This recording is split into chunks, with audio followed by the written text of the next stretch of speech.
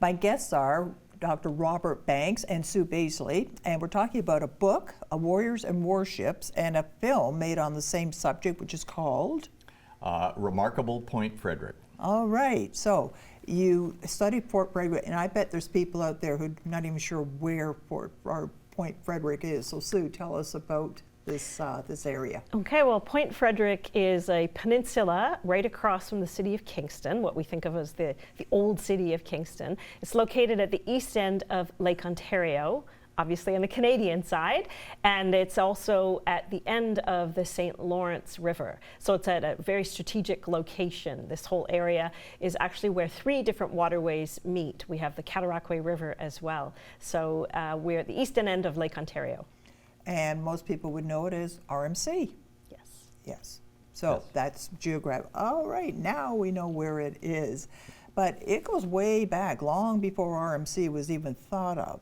Can you tell me more about that, Bob?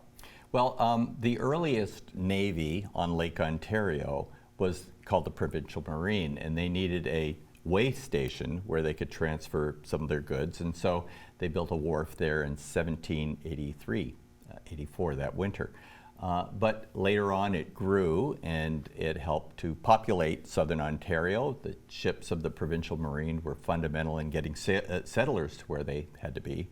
And eventually the Royal Navy came here during a war that occurred later.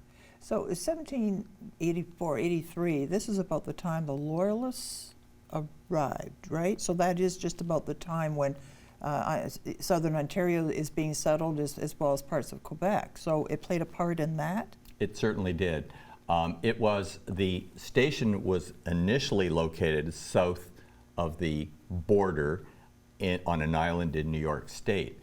But after the Revolutionary War, which ended in 1783, they had to move it, and the settlers they were in effect refugees from a war, yeah. They came here. And we knew them as UEL. Yes. Right, right.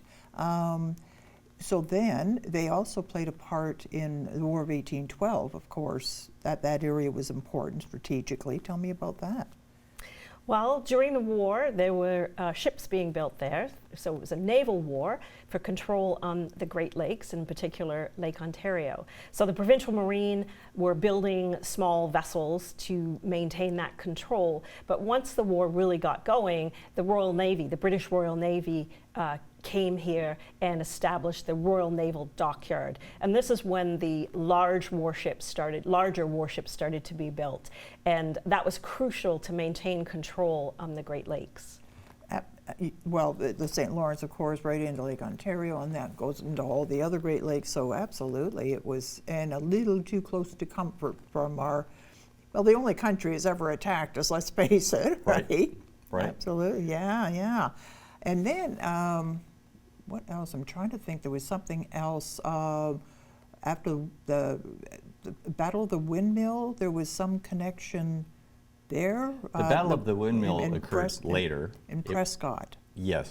Right. It was a different kind of war. It was more of a misguided group of Americans. The hunter. Oh boy, I'm really dragging on my memory here, but the Hunter's Lodge, was that the? That's it. Right, yeah, crazy story with them wanting to attack Canada, and I think they decided over a keg of beer or something, wasn't it? Some story like that. Well, that group at the Windmill was the best organized of the groups, and it was a real attempt. It involved more than 100 irregular soldiers who occupied Canadian soil around the Windmill near Prescott. But one of the striking images that I always think about when Point Frederick is the stone frigate, which is over there, and many people know this big building that is featured in our film, and Sue talks about it in the film. The stone frigate housed Royal Marines who went into combat at the Windmill from the stone frigate. That was the story. They left the stone frigate, they went on board a vessel, and they went to Prescott. That was the story I heard. I knew there was some connection. I couldn't quite remember what it was. Right. So you wrote a book. That is an undertaking all on its own. And who's this book written for, Sue? This is really written for everybody. It's Okay. written in a scholarly fashion. However, it is in very easily understandable language. So anyone can pick it up and learn about what has happened at Point Frederick and how that has tied into Canadian history. So it's very readable. Okay, yeah, because we think of history books as being a little bit dry, and this one is not. It's very exciting. And then it got made into a film. So tell me about that.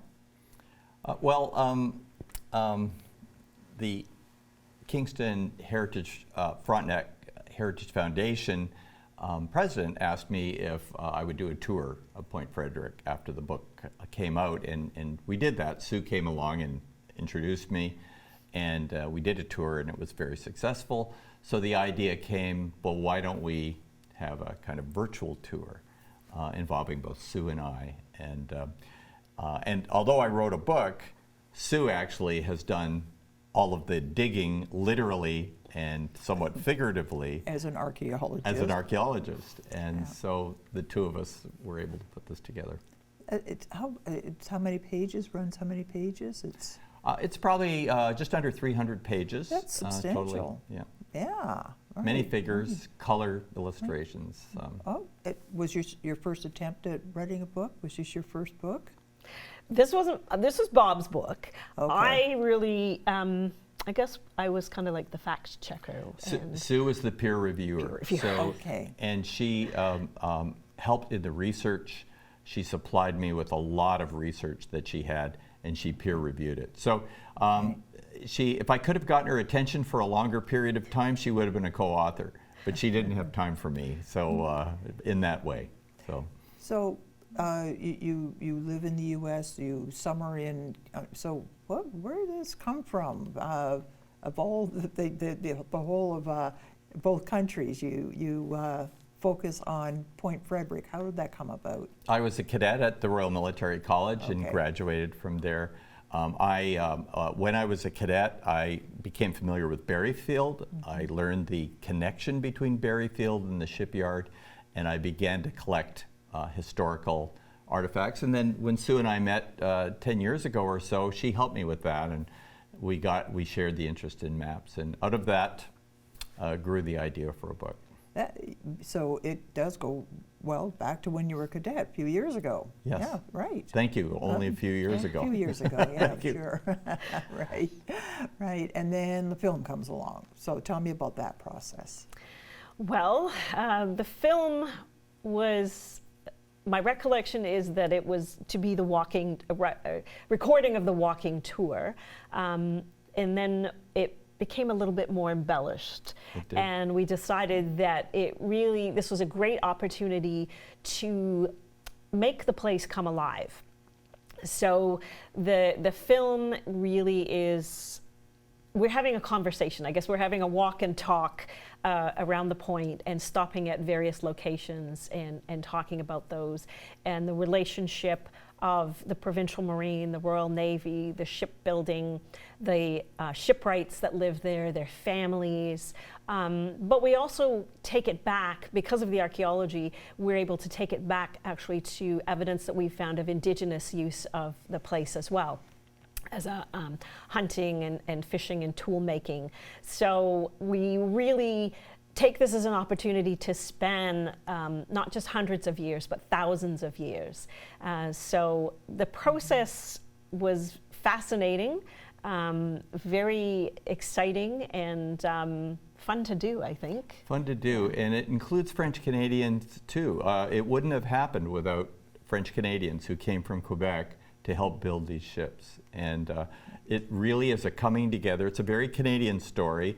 Involves English and French Canadians on an Indigenous site, formerly coming together to solve a problem.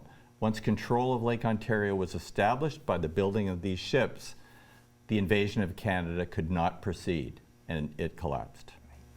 Right. And we did come close in 1812. It was what's the expression?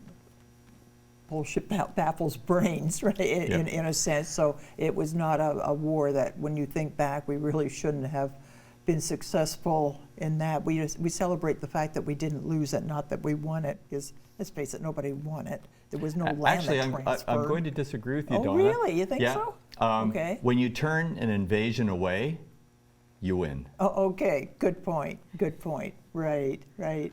So the book is available at locally, Novel Idea. Yes. And could get it online.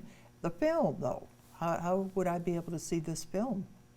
Well, in just a couple of hours, you can come with us and you can go watch it on the big screen at the screening room in Kingston. But starting at 5 p.m. today, the film will be available on YouTube, on the Kingston Heritage Frontenac Foundation channel. So Google that and you'll be able to see it yourself in your home. Sounds like fun. Okay. Well, thank you so much for coming in to tell me about this. Thank you. Thanks for having us.